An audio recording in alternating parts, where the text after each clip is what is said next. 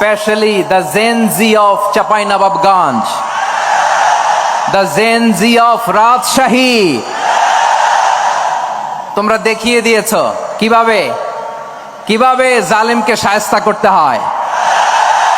আল্লাহু আকবার। চোখের ইশারায় কি তাদের কানেক্টিভিটি, কি তাদের বোঝাপড়া। 16-17 বছরে যেটা করা যায় নাই, অল্প কয়েকদিনের ব্যবধানে তাদের ইউনিটি গোটা বাংলাদেশকে উজ্জীবিত করেছে। চিৎকার করে বলেন ঠিক কিনা?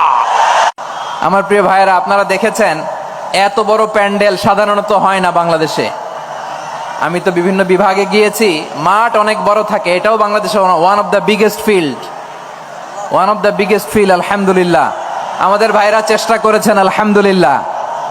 এবং রাজশাহীবাসী চমক দেখানোর কারণ আছে, কারণ ওনারা সুযোগ পাইছে বেশি, সময় পাইছে বেশি। ঠিক কিনা বলেন?